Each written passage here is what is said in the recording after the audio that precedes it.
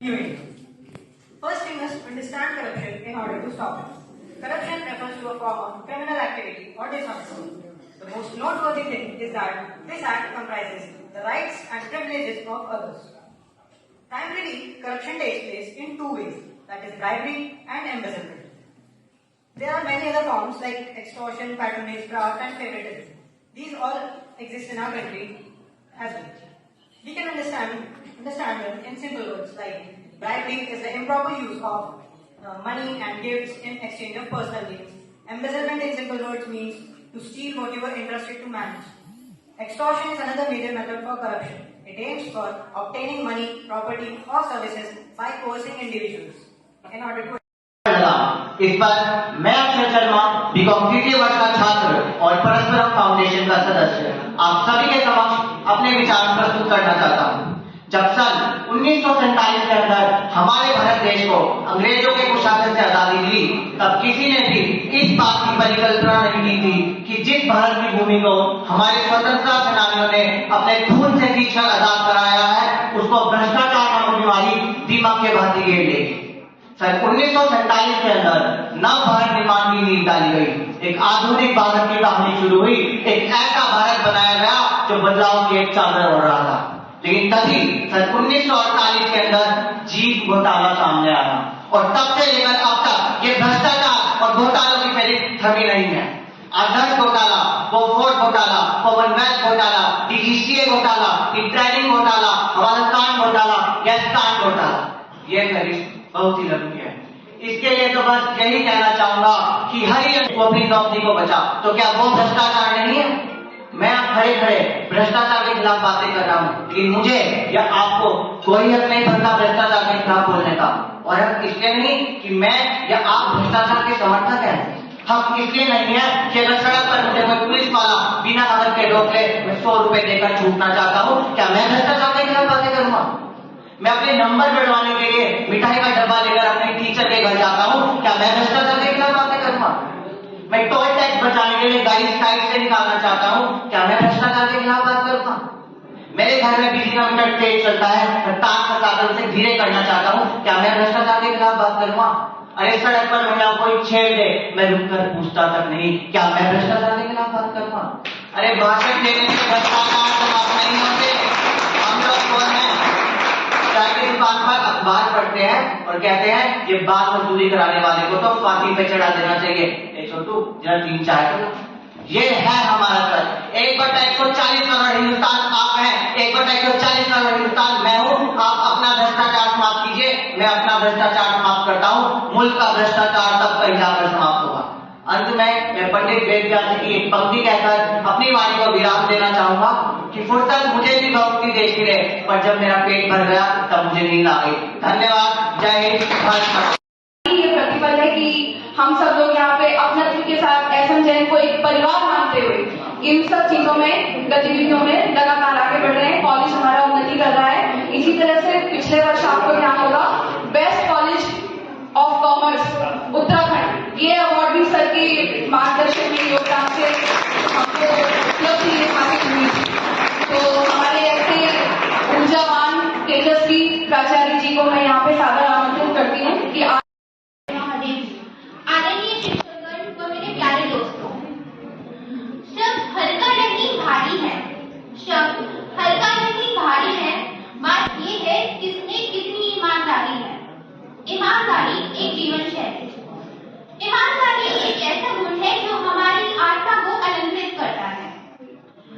वह एक उच्चतम जीवन शैली है। एक प्रतिज्ञा जो है हमने लेनी है, तो जैसे जैसे मैं बोलूंगा उसके साथ साथ जो है आप इस प्रतिज्ञा को लेंगे, अपने हाथ को इस तरह से आगे कर लीजिए।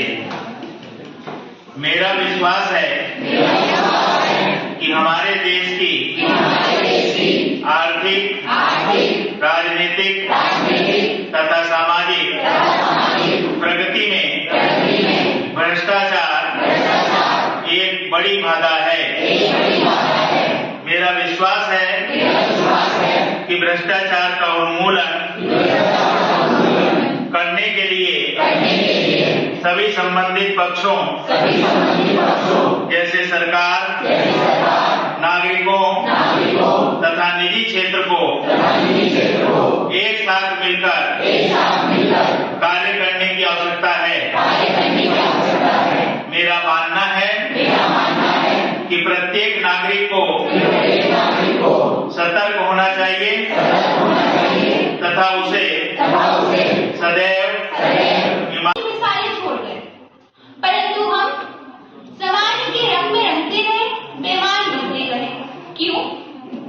आज भी हमारे माननीय प्रधानमंत्री श्री नरेंद्र मोदी ईमानदारी के पथ पर चल always honored by his fellow men and society. Generally, honesty person never involve themselves in a morally wrong activity. They live by ethical rule and morality.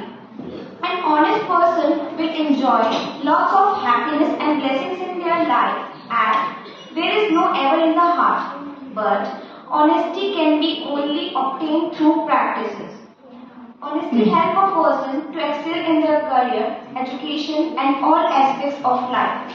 The consequences of being dishonest are also disastrous. It often ruins our life, reputation, and moral values, and can wound the heart of others cruelly. In a career or a business, honesty is the most important thing that clients and bosses look out for. Honesty improves relationship between people. It certainly helps in bringing people together. न्याय रहा न कानून रहा न ही विचार रहे, बस रहा तो क्या? करप्शन, भ्रष्टाचार। हमारे माननीय प्रधानमंत्री नरेंद्र मोदी जी ने 2047 तक भारत को भ्रष्टाचार मुक्त देश का दर्जा देने को कहा है। उत्तराखंड सरकार द्वारा 1064 हेल्पलाइन नंबर दिया गया है, जिसके जरिए आप भ्रष्टाचार हो रहा हो जहां भी उसकी कंप्लेन कर सकते हैं। अंत में मैं अपनी वाणी को विराम देते हुए कुछ पंक्तियां जो मैंने लिखी हैं वो बताना चाहूंगा। इस देश की बीमारी है ये भूखे भ्रष्टाचारी है ये पैसों के पुजारी। छीनते हैं रोटी फिर खाते हैं ये बोटी, मांग मांग कर हो गई है जेब मोटी। करते हैं काम आधा देते रकम मोटी, रिश्वत से करते हैं आधी सीट पूरी। कहते हैं सेवक हूँ करते बात खोटी, खींचते हैं खार और उतार लेते धोती। झूठ पाप लोभ मोह इनकी ये है रोटी, इसके ही भर पर करते हैं लूटा लूटी। कहता हूँ बात साची सुन लो भाई सच्ची, देना ना रिश्वत को खाने दो इनको मुंह की। धन्यवाद। विदित है आज लौह पुरुष सरदार वल्लभ भाई पटेल की जयंती है। उनके द्वारा कही गई एक बात मैं आपको बताना चाहूंगा। उन्होंने कहा था शत्रु का लोहा भले ही कितना गर्म हो जाए पर हथौड़ा तो ठंडा रहकर ही वार कर सकता है। इसी प्रकार हमें भी भ्रष्टाचार को मिटाना है, हमें भी हथौड़े की तरह ठंडा रहना है, अर्थात संयम से सत्य के साथ सत्य के रास्ते पर चलते हुए हम भ्रष्टाचार को रोक सकते हैं। लालच लोभ लुभावना लागे, लागत सब सुख खान। मैंने पोस्टर बनाया है जिसके माध्यम से मैं आज समाज में फैल रहा भ्रष्टाचार को समझाना चाहूंगा। जैसे कि आपको पता है हमारे राष्ट्रपिता महात्मा गांधी जिन्होंने 3 बंदर में बताया थे कि बुरा मत देखो, बुरा मत सुनो और बुरा मत बोलो। यहाँ पर आज के जो मनुष्य है 3 दिखाए गए हैं। एक के कान में आप देख रहे होंगे तो पहले के कान आपको बता रहा है किसी को, दूसरा आप देख रहे होंगे तो उसके मुंह से पैसे निकल रहे हैं। अर्थात मुंह से पैसे निकलने का मतलब क्या है कि उसको पैसे गिरा दिए गए हैं कि आप कुछ नहीं बोल रहा है, अगर तुमने बोला